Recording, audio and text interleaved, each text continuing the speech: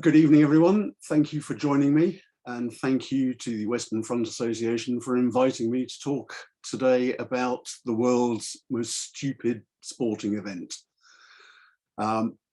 This was the Cirque de Champs de Bataille bicycle race, which took place across the battlefields of the Western Front early in 1919.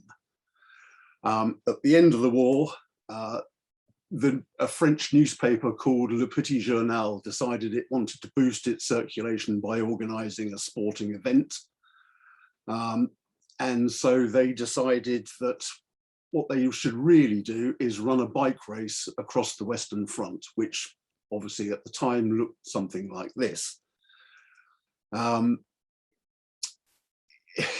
Most big sporting events in those days were organized by newspapers because it was a way of generating extra income, extra sales, and this was a well tried and tested method. So although organizing a sporting event to celebrate the end of the war and to boost their circulation was a good idea, possibly doing it across the Western Front battlefields wasn't quite such a good idea. Early in 1919, they announced a festival of sporting events, of which the high point was the Cirque de Champs de Bataille. It was to be a 2,000-kilometer race over 7 stages, which would start in Strasbourg, recently reclaimed from the Germans after the armistice. And it went in a roughly anti-clockwise direction to Luxembourg, Brussels, Amiens, Paris, Bar-le-Duc, Belfort, and then back to Strasbourg. As you can see from this map of the region devasté, at the end of the war, the French government classified the battle zone into 4 different colors effectively. So there was blue, which was areas without any damage at all, green, which had some damage, yellow, which had significant damage, and the zone rouge, or the red zone, which followed pretty much the Western Front and had sustained serious damage.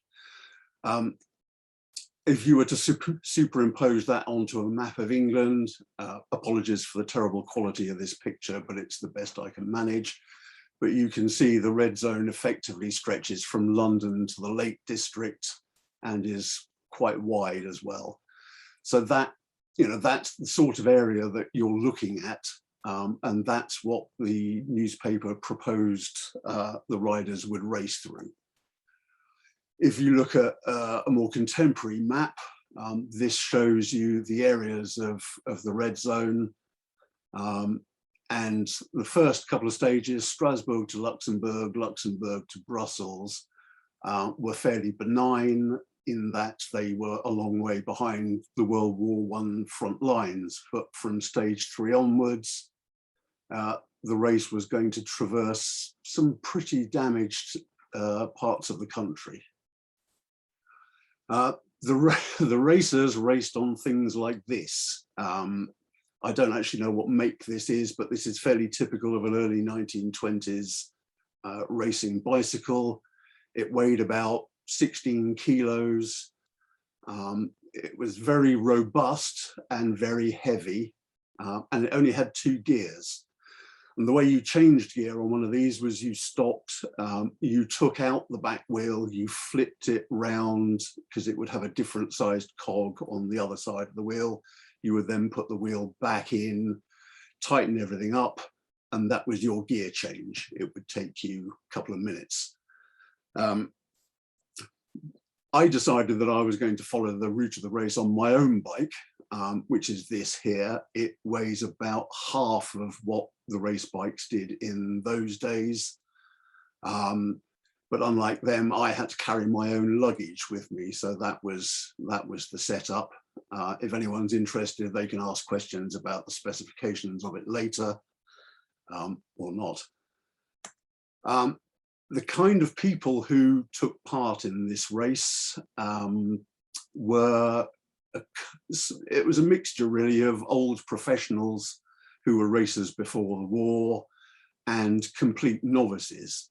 It was a very unusual situation in that in those days you could compete alongside your cycling heroes.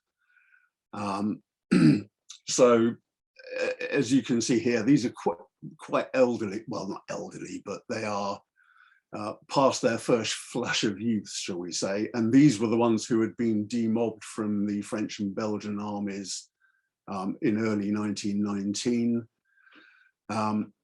And they were an interesting mix. Unusual to see an African rider in Ali Nafati. He was very rare in those days. They didn't have many riders of colour. The rest of them were the hard men of cycling. They were working class, tough as old boots, and they were capable of sustaining the sort of distances that cycling demanded in those days. The average stage length was something in the region of 300 kilometers. A really long stage would be 400 kilometers, and they typically raced for about 12 hours a day. Excuse me. This is a fairly typical picture of racing going on. You can see the bloke drinking from a bottle of wine. This was completely normal. The water was generally not great for drinking, so they usually drank alcoholic drinks, mostly beer, but occasionally swigging from bottles of wine. And as you can see, these are post-World War I photos of racing. They weren't at all averse to stopping for a couple of beers or for a bottle of wine if they felt like it. A few things about the rules of cycling. In those days, you competed entirely on your own. You might have been part of a team, but you competed on your own and you weren't allowed any outside help. So you had to be able to fix your bike if it needed fixing, and you weren't allowed outside mechanics, outside help, even from your own teammates. Stage one of the race started in Strasbourg, newly liberated Strasbourg, and went to Luxembourg, and that is a distance of 275 kilometers. The roads at this point, a long way behind the front line, and were mostly macadam. That is, they're made up of different levels of rolled stones, effectively. They're actually, macadam roads are pretty good on the whole if they're well maintained and well built. And for the first couple of legs of the race, they raced on reasonable quality roads, although the weather it was in late April and early May, so the weather was very cold and unseasonably wet. These aren't pictures of the race. These are pictures taken from a similar time. The reason being that there are only about 6 or 8 photos that are known to exist from this race. You'll see a couple of them a bit later. Typically they wore woolen shorts, woolen jerseys, woolen socks, and possibly some kind of waterproof jacket like these guys. When it got wet, it was incredibly heavy. It never dried. There was no such thing as wicking clothing. So you could expect to weigh several kilos more than you started if it rained heavily. Nowadays, sorry, this is a picture of one of my hotel rooms, a typical evening on my trip to follow in the footsteps of the riders. Nowadays, we have light bikes, we have lycra clothing, we have wicking materials. So, you know, our lives are infinitely better than what they had to put up with in 1919.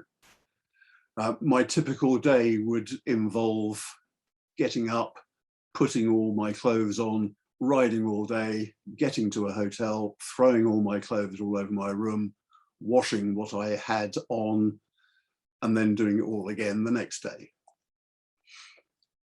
Stage 2 was Luxembourg to Brussels, a mere 301 kilometers.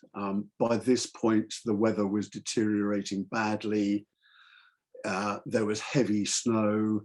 There were very strong storm force winds blowing, and the riders were taking an eternity to cover the distance.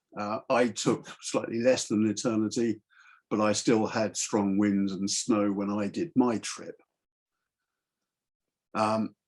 Stage 2 went through Bastogne, which obviously has nothing to do with the First World War, but you can't really cycle through Bastogne and not at least stop and take in the Battle of the Bulge battlefields, which is what I did. When the race went through, Bastogne was just another town. It wasn't famous for any reason at all. I got the full authentic experience when I was there because the snow came down, and although I didn't have Germans firing at me, it felt pretty cold and pretty bleak and quite authentic in a quite emotional way, really. Standing amongst the foxholes in Bois-Jacques was strangely moving. For the cycling fans among you, you might know this climb. It's a very famous hill in the Liege-Bastogne-Liege bike race, which is one of the monument classics of cycling. It's a horrible, horrible race full of really steep, nasty hills, and only the very toughest win it. I nearly died going up there. I was trying very hard indeed. When the race got to Liege, they came across their first evidence of the war. Fort Lansin and various other forts that had been pounded to dust by the Germans early in the war.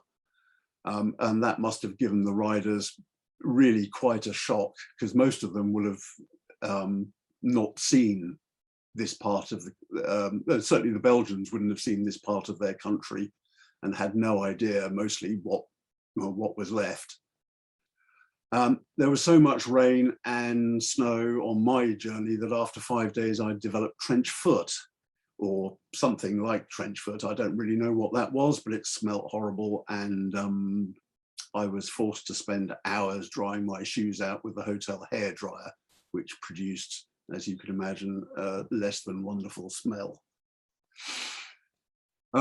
While I was in Brussels, my son came out and we rode some of the cobbled climbs of the Tour of Flanders bike race. This is another very old and venerable bike race, which goes across a lot of cobbles. It may seem strange to non-cyclists, but there is a subsection of our cyclists who actively look for cobbles to ride on, because they connect us, however distantly, from past races, from past experiences. And so, yeah, I spent the day riding on cobbles. Unfortunately, I also fell off just after this photo was taken and cracked 2 of my ribs, which made the rest of the journey a touch painful. However, cycling fans will know this. This is the Kappelmuur in Gerhardsbergen, a very, very famous place in cycling. Stage 3 of the Circuit de Champs de Bataille turned out to be possibly the worst stage of any bicycle race ever held. It was 323 kilometers long, which is insane. And it now crossed the battlefields of the Salient, of the Somme, of Cambrai. It was unmitigated disaster for the riders. The weather, heavy snow, storm force winds, and of course, large parts of that part of the world were still underwater after the war, when the Belgians flooded the land between the coast and Dixmude. A couple of old photographs here to illustrate that. We stopped to eat and did the usual touristy things. My son was with me at this time, So there's Essex Farm on the left and Meningate on the right.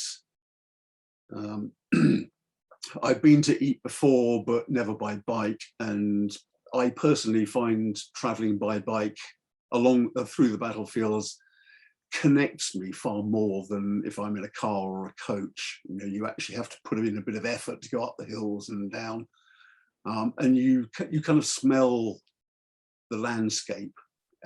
It feels more connected somehow. When the riders got to Ypres, it looked a bit like this. Apologies, that's not a great picture, but I'm sure you've all seen pictures of wartime Ypres and know what it looked like. They wouldn't have known what it looked like, really. They might have seen pictures in the papers, but certainly for the Belgians, this must have come as a horrendous shock to see a town like Ypres reduced to this. From Ypres, they then headed for Menin, up the Menin road, which this is a picture taken just after the war and gives you a pretty good idea of the conditions the riders faced. You know, an obliterated landscape, piles of munitions and things by the side of the road. Obviously, there was a tank graveyard as the riders rode past at Hooge. And again, a lot of you will be familiar with Sanctuary Wood. That was a place we stopped just to kind of try and get a feel for the salient. And it's a very evocative place, you know, the smell of mud and rust. It is quite evocative, I find. And my son was very moved by, you know, being able to walk around it, see what it must have been like. You know, he was of an age where he would almost certainly have joined the army back in 1914-15, and he would have ended up somewhere like this, most probably. So I think he found it, yeah, emotional. One of the things that interests me about this part of the world, the Zone Rouge, is the people who came back after the war, the Sinistre, as they were called. And they often moved into converted Nissen huts or into cellars or even old dugouts on the battlefields. And as you can see here, they're all shoeless. Mum is pregnant again, so she's got a fifth one on the way. Life was incredibly hard for these people. They had to eke out a living somehow in the midst of you know, fields full of corpses, full of unexploded munitions. They had an unimaginably tough time, and they are very much the forgotten victims, I think, of this war. These two in their Sunday best, they're living in their own cellar in Lens, I think that is. Nothing left of their house, but their cellar was habitable, so in they moved. And this was not at all uncommon for these people to have to survive in those conditions. Again, we see more Nissen huts, a couple of prefabricated houses. They were flat packed and shipped from America. There's a couple of them still to be seen actually around Ypres. But yes, you know, they lived in these things. There was no running water, there was no sanitation. They had nothing apart from a modest roof over their head. And this was the kind of work they did. You see women gathering wood. You see people living in a corrugated iron shack. These guys have been growing cabbages. This guy is mowing, ploughing between a grave and a tank. So the Sinistres, they suffered terribly. There was no healthcare, there was no nothing. They literally, they were on their own. Not a pleasant existence. And it was also awful for the children who came back, because nothing children like to do more than play with unexploded munitions. Yeah, this was a significant problem. A lot of children were injured. by what they found. And there were obviously posters put up everywhere to try and stop that from happening, but inevitably they were injured.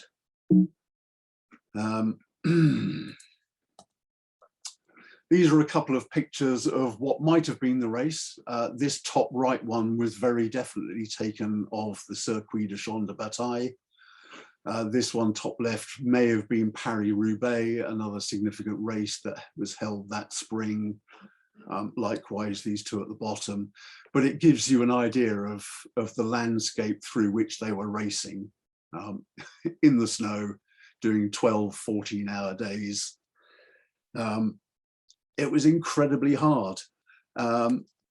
With stage 3, the wind blew so hard towards the end of the day that the signposts were blown down, telegraph poles were blown down, so the organisers couldn't telegraph to see where anyone was. The riders couldn't find any signposts to show them which way to go. And the whole thing was falling to pieces around the ears of the organisers. They were expecting riders to arrive at Amiens sometime around 5 in the afternoon. The first rider to arrive was Charles de Ruyter. He took 18 and a half hours to complete those 323 kilometers. So he'd been racing for 18 and a half hours and he was the first one home. He was also the only one to finish on the same day that he set out on. Everybody else came in either that night. A lot of them stopped somewhere on the Somme and slept in trenches, slept in old dugouts, slept in nissen huts, slept wherever they could, because the temperature was only just above freezing and they'd been on the road for 18, 20 hours. We stopped on the Somme to look at Thiepval, obviously. We actually spent half a day cycling around the Somme. By this point, my friend Phil had also joined us, so there were 3 of us, and we went to Thiepval, High Wood, Newfoundland Memorial Park, did the sights. And again, it's a great way of seeing the battlefields. It's slower, it's more absorbing, and I loved every second of it. And I've been to the Somme half a dozen times, and every time it blows me away.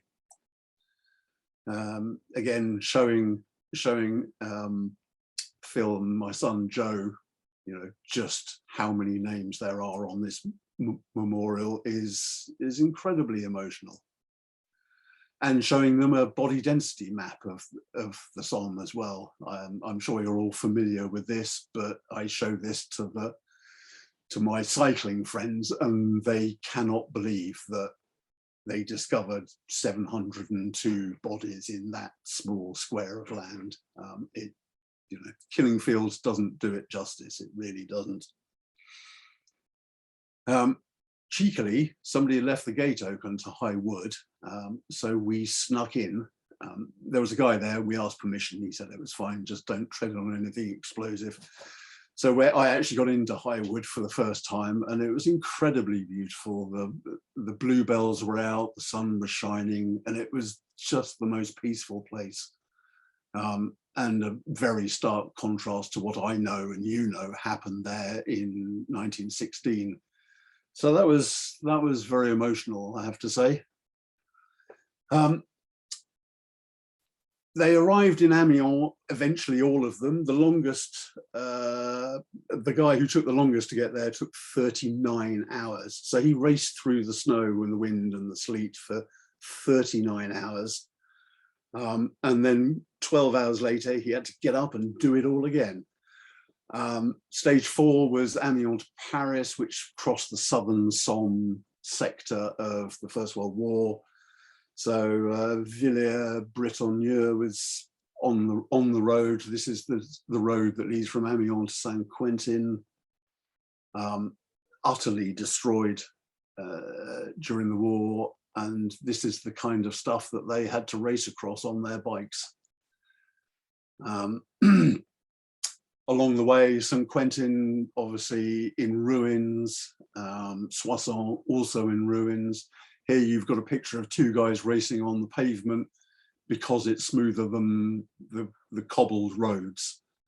And an awful lot of the roads in that part of the world were cobbled. On stage 3, the riders had to ride across 120 kilometers of cobbles non-stop, and obviously after the war they were in terrible condition, so you just can't imagine how tough that must have been. If they had any teeth to start with, they probably didn't have many left afterwards. At this point, I went off the route of the race because the race couldn't get across the Chemin des Dames because the road had ceased to exist. So the race looped north through Vosges and then went down to Verdun. I went straight across the Chemin des Dames, simply because I wanted to see, I'd never been there, I wanted to see the Chemin des Dames. So this is the Franco-German cemetery at Soupir, vast in its scale and very beautiful, actually. Soissons didn't fare well during the war, and was pretty much smashed to pieces. It was very close to the front line for 4 years, and that's what happened to it. Actually, this picture is from the US Congress Library, and is it says it's Reims on it, but it's actually not. It's actually Soissons. More ruins. This is Longpont, which was actually ruined long before the First World War, when the French had their Reformation at the same sort of time as we did over here. They arrived in Paris. These are two of them, Duboc on the left, Alavoine on the right. The race got to Paris again after hours and hours of terrible rain, terrible weather on terrible roads. These guys are typically taking around 16 hours to complete a stage. And they're absolutely filthy, as you can see. I love all the men in their hats. Obviously, hats were a thing in those days. And the things they've got looped over their shoulders are spare tires, in case you were wondering. Again, more riders at the finish line in Paris, the Parc des Princes. Most of them finished this stage in, I think it was about 12 hours.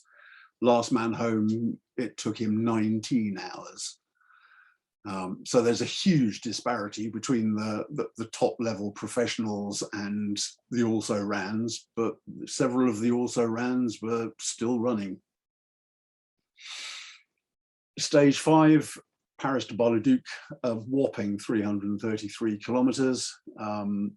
Obviously, I was never going to ride any of these stages in one go, because I can ride 100 miles in a day without too much trouble, but, you know, 330 kilometers, way out of my league. So I tended to split the race up into segments of about 70 miles a day.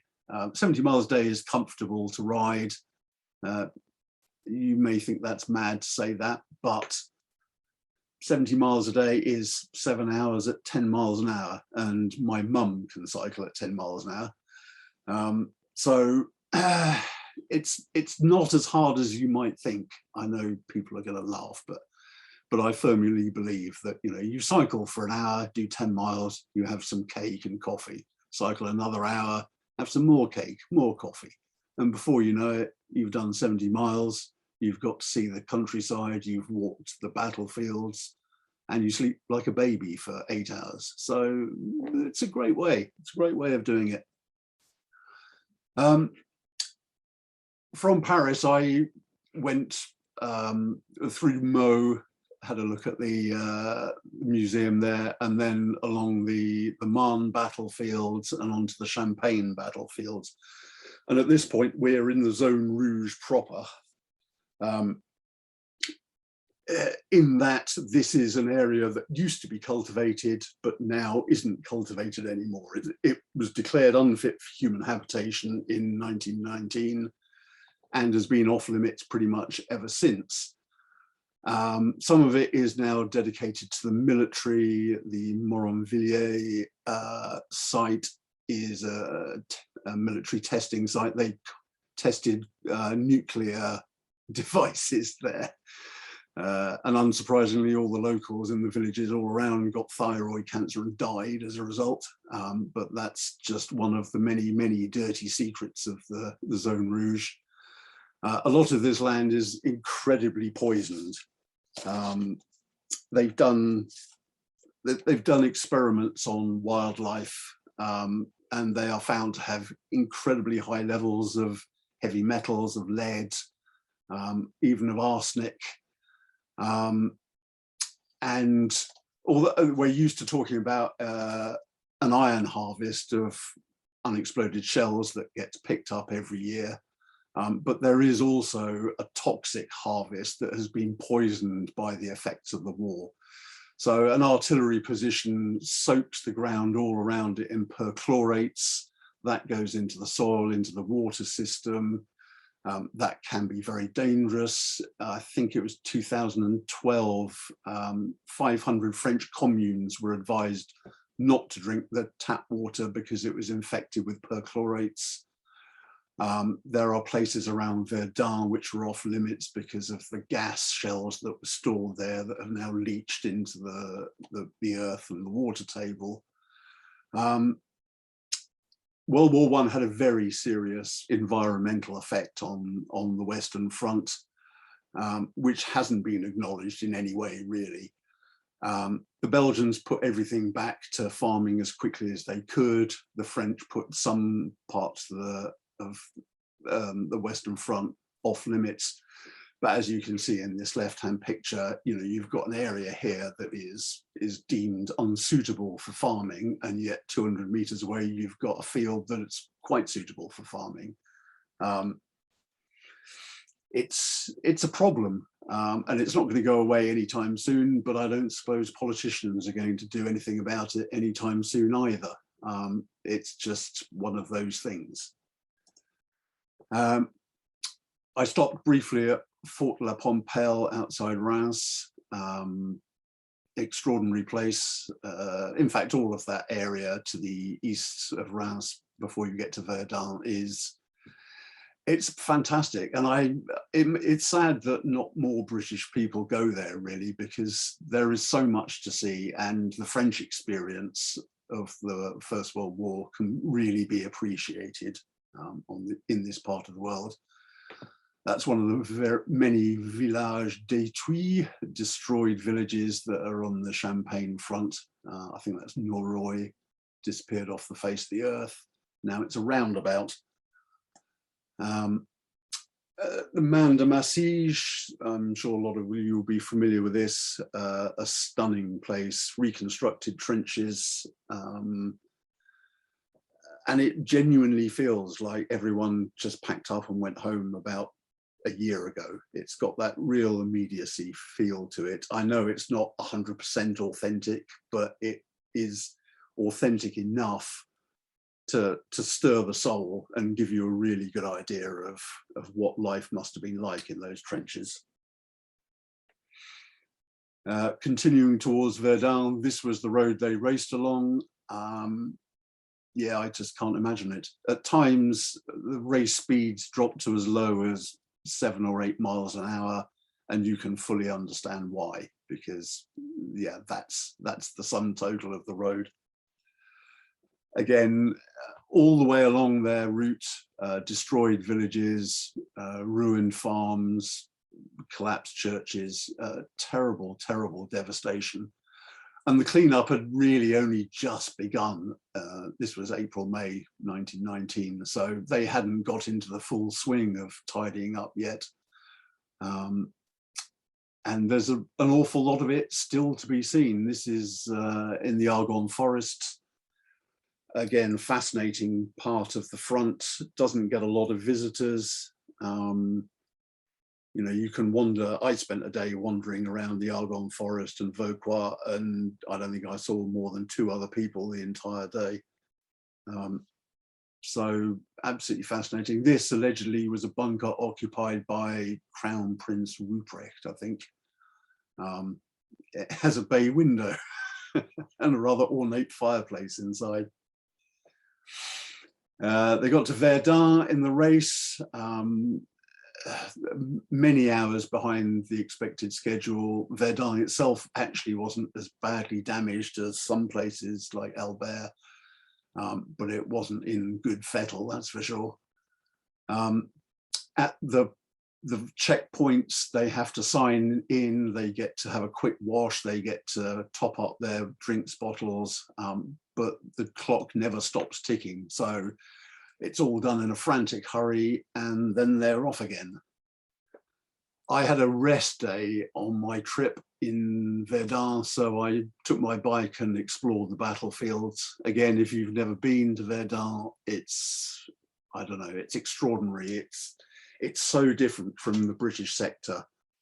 There's a sort of sepulchral feel about the place. It's kind of dripping with sorrow and death in a way that, you know, the Somme, wide open fields, triumphalist arches, it all feels very different from the French experience here at Verdun, and not surprising. You know, 75% of the French army fought here, and they suffered hundreds of thousands of casualties. This is the graveyard at Douaumont. That's the ossuary, you can see the top left there, which contains the bones of 130,000 unidentified men who were gathered up from the battlefields around Verdun and placed in this extraordinary Fritz Lang style ossuary. To our British eye, rooms full of bones are a bit odd. I felt very unsettled looking at this, but this is the stark reality. This is what happened. And I think it's important to look. Mortom is one of the most famous parts of the Verdun front, and this memorial to the 69th Division, I think it's extraordinary. It's not triumphalist, it's proud but sad. And you've got this sort of decomposing body holding the 69th Division banner. And it kind of says that, you know, nobody won here. We did our duty, they didn't pass, but nobody really won. It was, yeah, an awful experience for the French, and they never really got over it, I don't think. Stage 6 was Bar-le-Duc to Belfort, a measly 313 kilometers, part of which was along the Voie Sacrée, which again is one of those incredibly important things to the French. The Voie Sacrée was a road that ran from Bar-le-Duc up to Verdun. It was the only road that was out of range and out of sight of the Germans. It was the only way of resupplying Verdun front.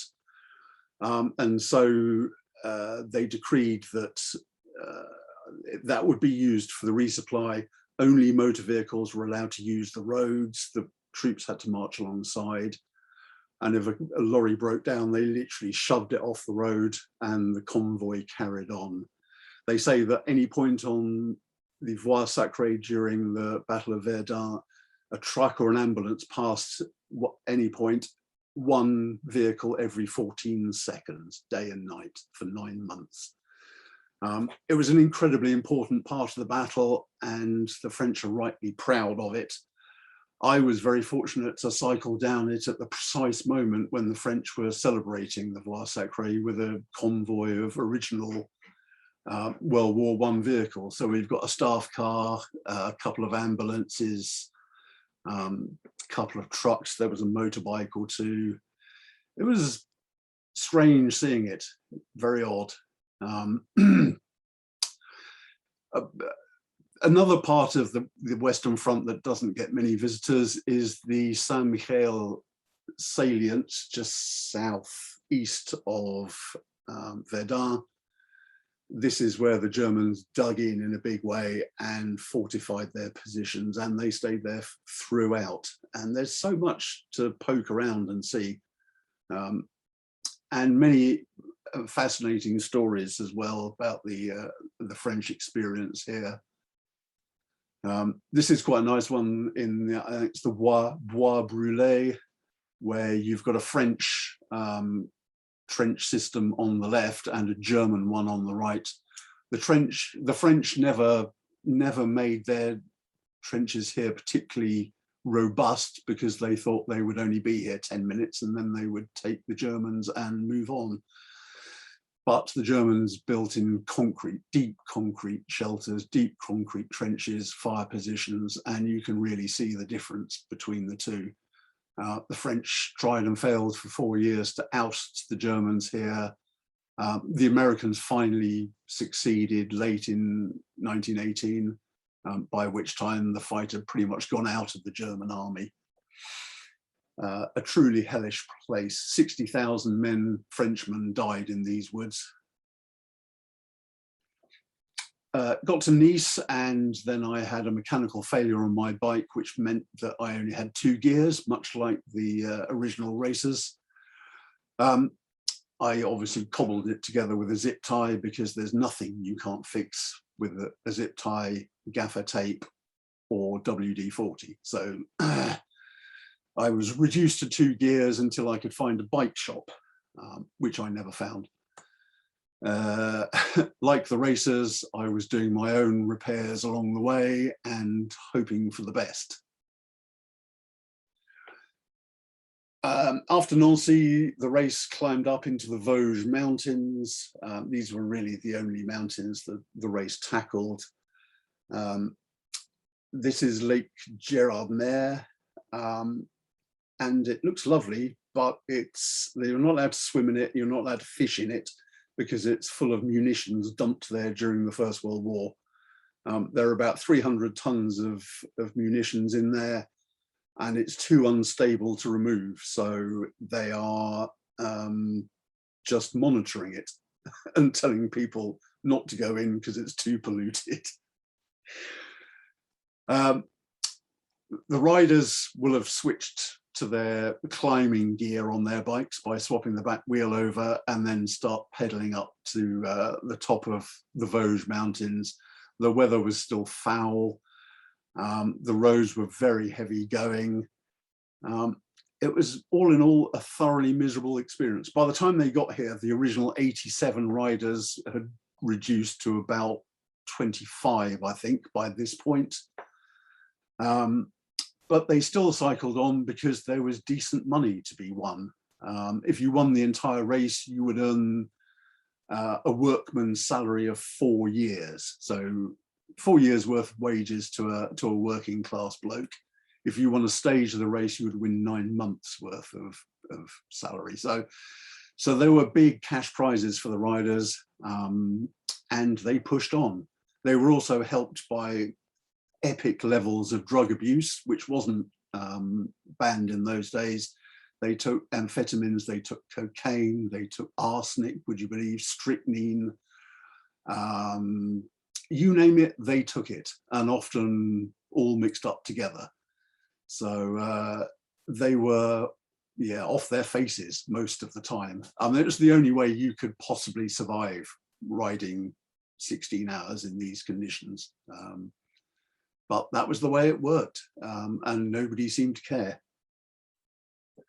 I didn't have any drugs to get me over the Ballon d'Alsace, but actually it wasn't as difficult as I expected it to be. On a racing bike in 1919, it would have been a horrific ascent, but on a modern road bike, it was just a bit less than an hour of twiddling uphill, and very lovely it was too. These were the conditions the riders faced: deep snow, because we're talking early May here, and there was still deep snow on top of the Ballon d'Alsace. When they got to the top, there was actually 3 feet of unbroken snow. The race cars, the cars that accompanied the race couldn't get through, but they made the riders pick up their bikes and carry them over the top of this enormous mountain and down the other side. Last stage, Belfort to Strasbourg, a sprint at only 163 kilometers. And this was the only stage that I actually did myself in one go, because I thought, well, I can do that. It wasn't easy, but I did. For the riders, it was easy. It was pretty much downhill the whole way. And I think it took them about 5 hours. It took me more like 9, but I wasn't racing anyone. And I took the scenic route over the vineyards. And through all the picturesque towns, very German, this part of the world, although the French claimed that Alsace and Lorraine belonged to them, they'd stolen Alsace and Lorraine from the Germans in the 1700s. So culturally, 10% of the people here spoke French, everyone else spoke German in those days, but the French wanted it back and they got it back. There were the usual crashes, punctures and nightmares that went on even right to the end of the stage. But in the end, 21 riders made it. Well, 22 if you include me. The winning time, I think, yeah, was 5 hours. The last man home, 10 hours. The last man home finished something like 130 hours behind the leader, which is an extraordinary gap. You know, the Tour de France is won or lost in a matter of 10, 20 seconds between all the main contenders. But in those days, gaps of an hour or more were not uncommon. So my last day, 105 miles, few calories. That was very hot that day. And I had many large beers to celebrate the end of my trip. 2,000 kilometers. I did it in 101 hours, 46 minutes, which I think would have put me 10th in the race. Last man home finished, yeah, hours down. And that is riding in the Zone Rouge, the story of the Circuit de Champs de Bataille. I hope that gave you a flavour of what is undoubtedly the stupidest bike race ever held. And also a glimpse into the lives of the people who lived on the battlefields just after the war, because I think they deserve our attention as well as the soldiers. Thank you very much. Tom, that was excellent. Loved that. Thank you very. I feel exhausted though watching that. Sorry, I did some of the terrain with the snow and yeah. Could I ask people, please? What we do here, Tom, is because people can't actually show their appreciation, they can raise their hands. And I don't know if you can see on your screen, but well, we've got 200 heading for 300 hands being raised now. Thank you very much. Much appreciated. Thank you, guys. If you want to put your hands down. If you want to ask questions, we've had some coming in, Tom, while you've been talking. In fact, there's some coming in now. Just to let you know, there's a gentleman called Andrew Boyd who doesn't have a question as such, but has asked if you've heard of Marshal Walter Taylor. I have. Because he said if you hadn't, it's probably worth you looking him up, etc. I know about him. He's like Ali Nafati, one of the few black riders in the peloton in those days. Marshal Taylor was very famous in cycling circles, certainly, yeah. So thank you. All right. The first question is coming up. That will be Sarah, if you're ready. Hello. Fabulous talk, thank you. I would say, personally, I'm allergic to bicycles because they're an awful lot of hard work, but I'm well impressed with what you did. But halfway through, you actually answered part of my question, sorry, which was numbers and things. But were there any first-hand accounts published after the race? The only first, not by the riders. Karen van Veenendael, who was a Belgian sports reporter, he was covering the race for his newspaper in Belgium, and he also wrote about the race in a book that he wrote between the wars. So his is really the only kind of first-hand account, apart from what was reported in Le Petit Journal and also in the French sports paper called Lotto. So no, Van Veenendael was really the only person who wrote about it. He was very scathing. He said it was the most shambolic race he'd ever been to. And he probably wasn't wrong. But he had a vested interest because he organized the Tour of Flanders bike race. So he didn't want this race to be a success, and it wasn't. Thank you. A fabulous story, very interesting. Thank you. Thank you, Sarah. Right, we've got John joining us. John, if you'd like to unmute and ask your question. Yeah, just your answer to the previous question. So who put up the prize money? And so the question I had is how, there's a lot of war fatigue. So how prominent was this in the news? People think this was a really silly thing to do, or was it followed in the cycling press and the general press? It was. Much of the sponsorship was put up by tire manufacturers, bicycle manufacturers. The newspaper put up a lot of money. There are also local prizes. So the first man to go through a certain village, he might get a pig as a prize. Or, I mean, it still happens nowadays. The best climber in the Arctic race of Norway wins 500 kilograms of fish. So there were these kind of strange additional prizes as well. So is there some notoriety then through the country for the people who completed the race? There was no. Simple answer is the race was so awful that everyone wanted to forget it as quickly as possible.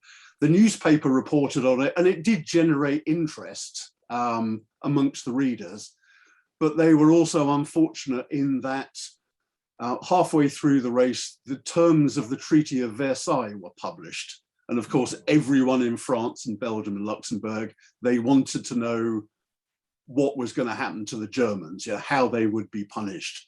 And so all interest in the race at that point just evaporated. Great, thank you. That was terrific. My pleasure. John. Thank you very much for your question. Thanks, John. Chris, would you like to unmute and ask your question? Yes, indeed. The prizes were generous, but they were all the riders, however meager the amount, were they all paid for their participation? Well, they got a daily wage of 10 francs per person, so that's double the average workman's wage per day. There were prizes down to, I think it was 6th place, cash prizes. There were also, as I said, additional prizes of random things that were handed out. For instance, the first Luxembourg rider to arrive in Luxembourg got a large cash prize from a local businessman. So yeah, he won himself, even though he had no chance of winning the race, he won 500 francs, which was, that was a decent amount of money. The other thing is the person who was running last, what they call the Lanterne Rouge, he got prize money for being last, which is very strange, but that's how it worked in those days. Thank you. You're welcome. Thanks, Chris. Just before I bring Brett on, Sarah, who asked a question a couple before, yep. She's also asked, were no women invited or allowed? No, absolutely not. No women. Also, no Germans, no Austrians, and no Hungarians were allowed. And the newspaper specifically said, we saw enough of them during the war. We don't want them in our race. I mean, women didn't race in those days, at least not officially. There are instances, there was an instance in the Tour of Italy in the 1930s where Alfonsina Strada raced in the race, but she wasn't supposed to, and they booted her out in the end because she wasn't fast enough to keep up. But yeah, no women racers in those days. Okay, Brett, do you want to unmute and ask a question?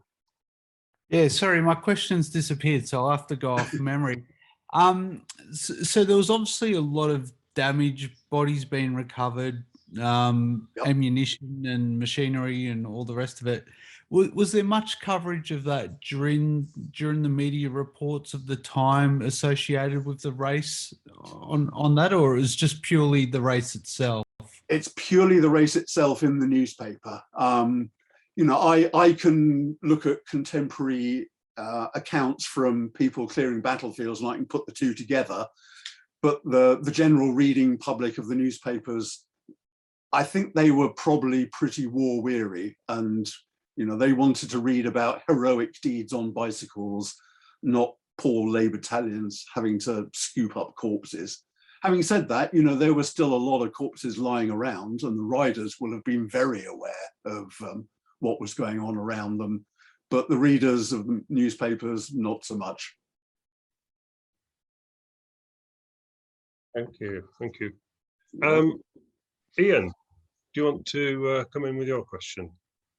Yeah, fascinating talk. That was something I've never even heard of. But I'm curious about the performance-enhancing drugs. Amphetamines, I understand. Cocaine, I understand. Arsenic and strychnine. Can you explain that? Well, I'm not a chemist, and my drug taking is a long way behind me now. But I believe that both those things in very small quantities up the heart rate effectively. So obviously cocaine and amphetamines are already doing that, but throw in a bit of strychnine as well, why not? I mean, these guys were taking terrible risks with their health. You know, you can't imagine the damage they did to themselves. And on their rest days, of course, you know, they were trying to rest, but they're suffering from having drunk an awful lot of alcohol and taking, you know, huge quantities of stimulants. So how they got any rest at all, I don't think they did. Some of the racers of the time have told how they were just bouncing off the walls of their hotel rooms at night because they couldn't sleep, unsurprisingly. So yeah, madness, but it was common. Interesting. Well, thank you so much. You're welcome. Thanks, Ian. Right, just I've got someone else joining us, but let me just ask a question. The question has disappeared, so I'll just read out the question. Mm-hmm. What was the support network like for the racers? Almost non-existent, in that there were two types of racers. There were team racers who allegedly had a team around them. And then there were isolated ones, individual riders. So if you were an individual rider, you had no support at all. It was entirely down to you. There was a lunch stop in the middle of the race and everyone would get fed the same meal. And that was it. When you got to the end, you might be put up in a church hall on a camp bed. You might get sent to somebody's house to sleep on their sofa. You know, the facilities after the race were very, very Spartan indeed. Even the team racers generally ended up staying at somebody's house, although they might be lucky and get a bed for the night. But there was virtually no support at all. Okay, thank you. Campbell, do you want to unmute and ask your question? A question that's also been asked by David Freeman. Thanks for taking my question, Simon. Tom, that was great. That was really interesting. Thank you. I hadn't quite expected something like that, so that was really, really good to hear. I'm wondering who won the race, and what can you tell us about that man? I probably shouldn't tell you. I should make you go and buy the book. But no, a Belgian guy called Charles de Ruyter won it.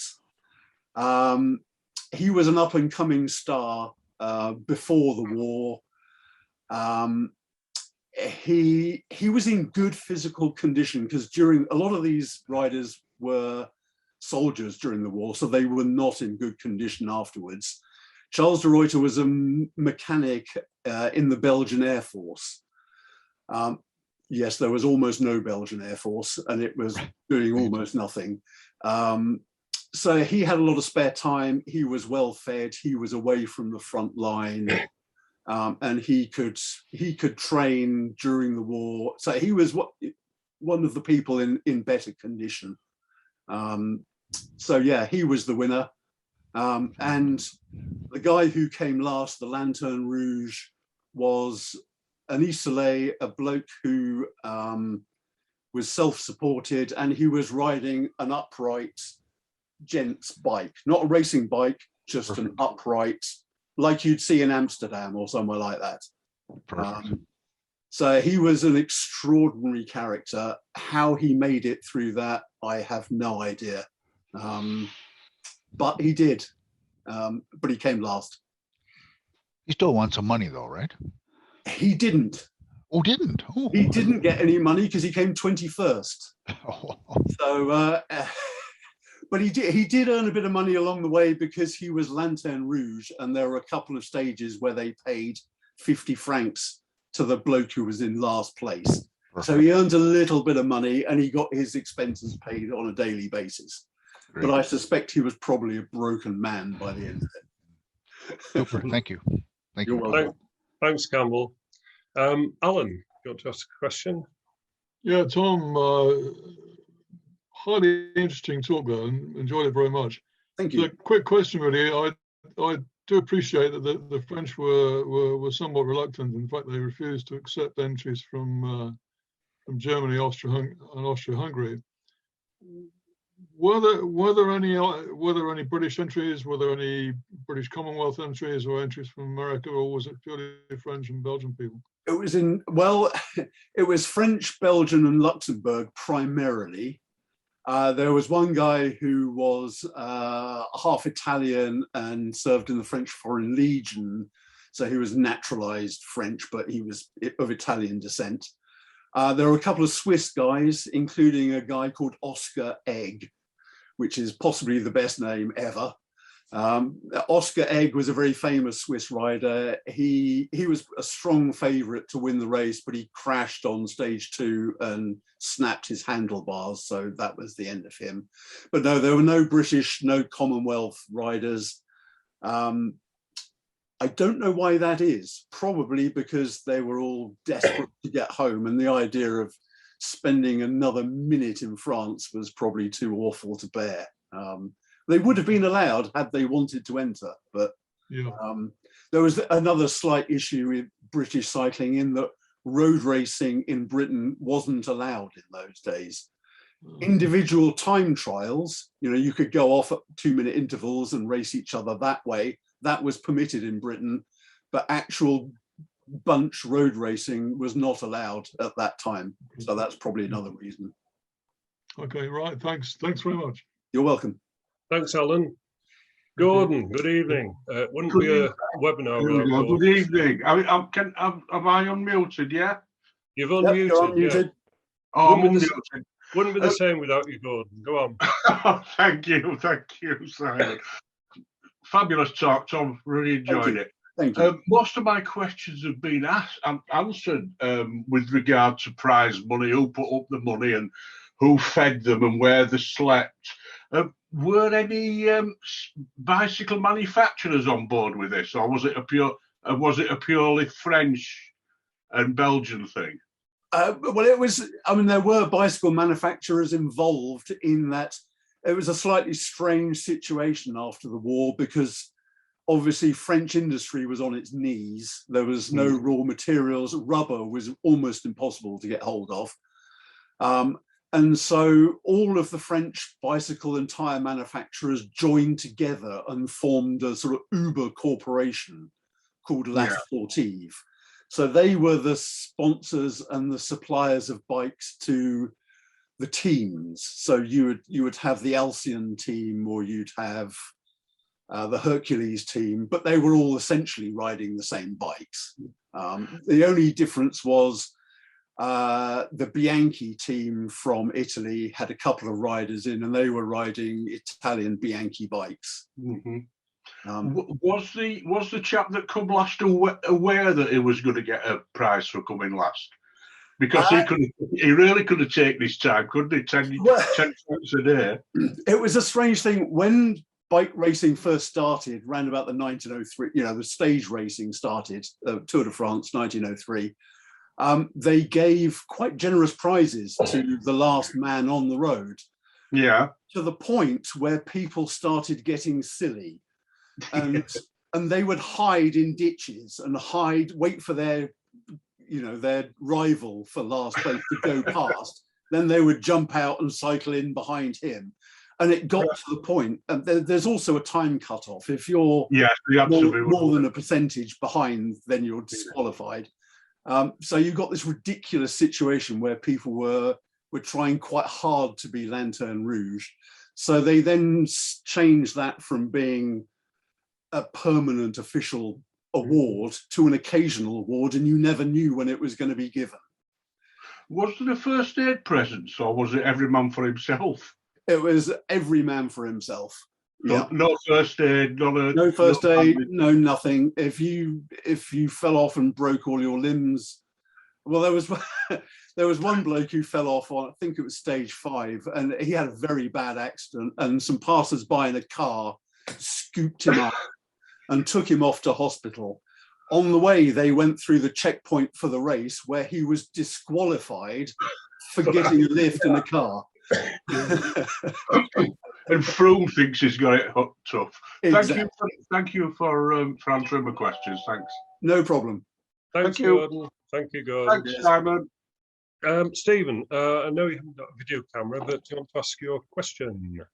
Yeah, thanks. Very interesting talk, Tom. I wondered, well, I think you kind of touched on this already, but were all the cyclist veterans or any from the occupied areas, and was there any difference in the performance of the two, if there were former occupied area riders who hadn't been able to serve? Well, most of the riders, I mean, the large percentage had seen military service of some sort. Whether as Charles de Ruyter, that means he was an aircraft mechanic, so he led quite a sheltered life. Quite a lot of the Belgians ended up in internment camps in Holland. When the Germans swept through Belgium, a lot of Belgians fled to Holland and were then put up in these refugee camps. Some of them emerged after the war quite fit and healthy. Not many of them, though, because, you know, even if you're living in occupied territory, you know, the Belgians were starving by the end of the war. The Germans literally starved them into submission, took everything that they could. So anyone who was in a camp of any sort, really, during the war will not have been in good shape come 1919. Some fared very well. A couple of riders who were very good before the war, quite famous riders, never again achieved the success they used to have. And that's probably down to a combination of psychological and physical fatigue, exhaustion, you know. So yeah, there was a noticeable range of abilities, and a lot of that was to do with how they'd spent the previous 4 years. Thank you. You're welcome. Thanks, Stephen. Just let you know that Sarah, who's already asked a couple of questions, has now ordered the book. So excellent. Thank you. Yeah, and Brett, who asked an earlier question, I won't bring him back on video, but he says it sounds like some of the sites stirred up quite significant emotions with you. If you were to suggest just a few must-see parts on this route, what would be your do not miss locations? Yeah, I mean, I don't know about the rest of you guys, but I feel that I've done Ypres and the Somme enough. I've been to both a half a dozen times. I've seen quite a lot. I'm not saying I know everything there is to know, but I wanted to engage with the French experience on my trip. And so,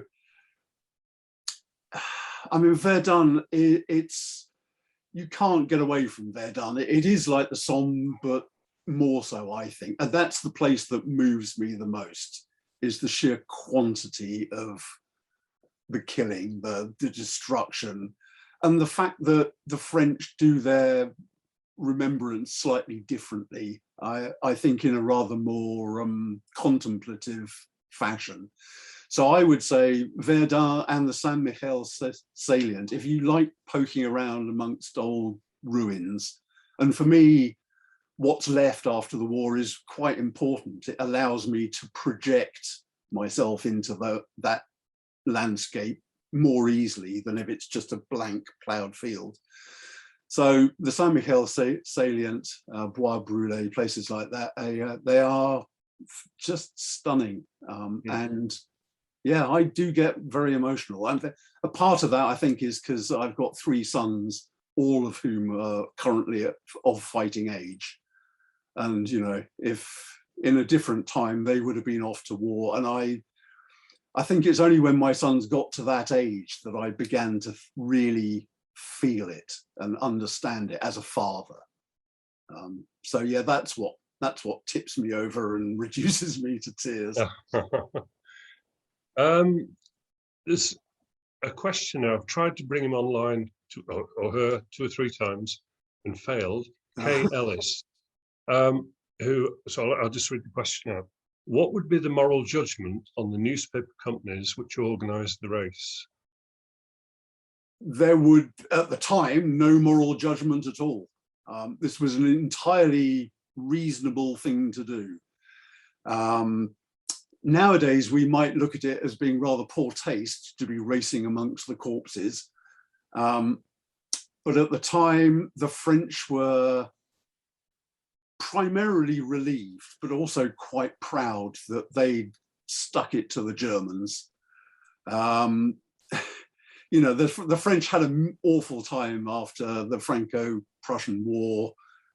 They were, suffering badly from that humiliation. So the French wanted to thumb their noses at the vanquished Germans, and this was a very good way of doing it.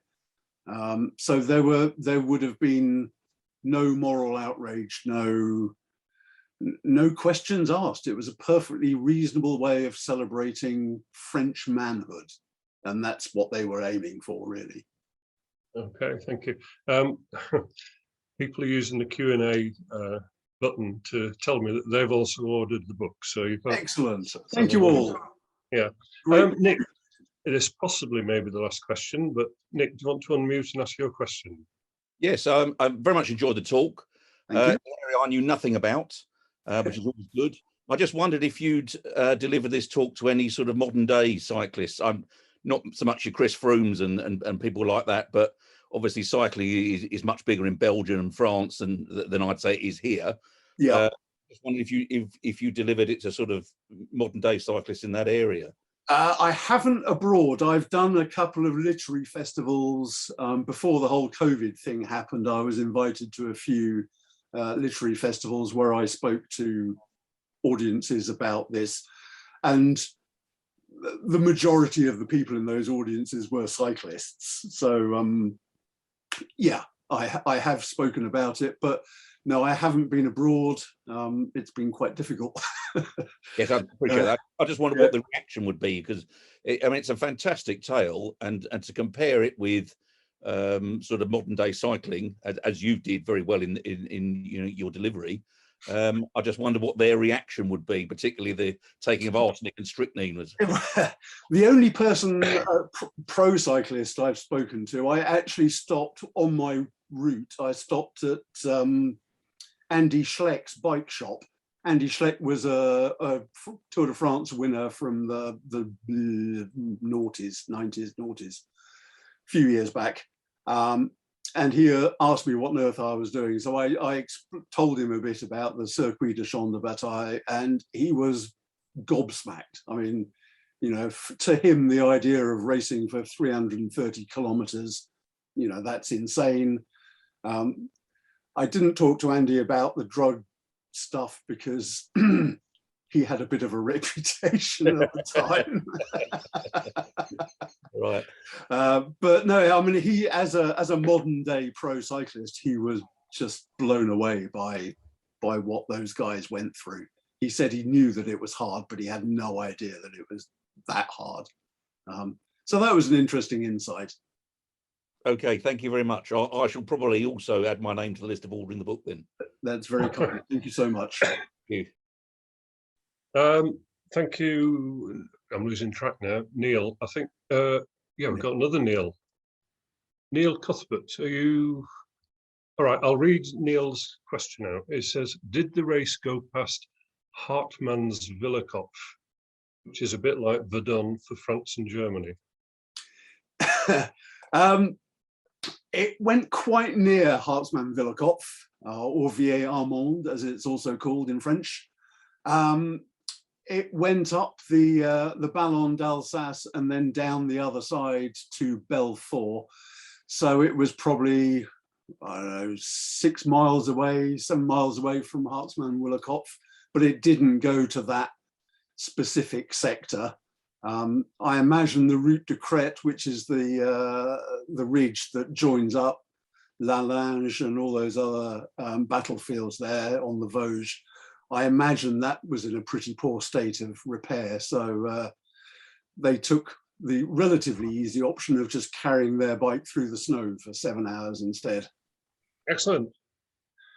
I think we're done. We've had more questions than I've brought questions up, but a lot of them were just variations on the same theme. So all I can say is, Tom, that was excellent. Thank you. I personally thoroughly enjoyed it, and I can tell from the comments that are coming in. And my colleague Jill has said it's getting a lot of really good comments over on Facebook. So you might want to check that out later on. Thank you ever so much indeed. Can I just give myself a quick Twitter plug? Absolutely, no. If anyone wants to follow me, I'm yeah. Thank you. Yeah, I'm at Masaccio60 on Twitter, and I'm currently researching the Italian front. So if you're interested at all in what the Brits got up to in Italy, or what the Austrians and the Italians got up to in Italy, please give me a follow. There's lots of stuff there, and I've just returned from a 2-week battlefield tour of the high Italian Alps, so there's some good World War I stuff there too. Okay. Anyway, could I ask people just to raise your hands again, please, as a show of appreciation? I mean, just to let you know, Tom, there's been about 500 people watching on Zoom. I don't know about on Facebook yet, but there's normally best part of 100 also watching there. Fantastic. All the hands are going up. Thank you ever so much, Tom. Thank you very much for your interest. It's been marvellous. Well, just to let you know, the video, the raw video, will be on Facebook as soon as we finish this. Yeah. If anyone wants to watch it again, and a slightly sort of tweaked, smartened up version will be on our YouTube channel in the next 3 or 4 weeks.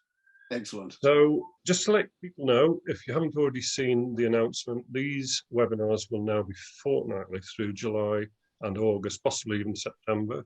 So there won't be a webinar next Monday. The next one is on Monday the 19th. And we're bringing back Clive Harris talking about Wings over the Somme, which is talking about the Battle of the Somme, but as seen through the eyes of the British airmen who flew over it. Subsequent talks, we've got people like Julian Whippy returning, Spencer Jones and Gary Sheffield, but all the details are on the WFA website. So with thanks once again to Tom, and thank you all for joining. We'll pull it to a close for tonight. And thank you all for joining and participating. Thank you. Thank you, Tom. Take care.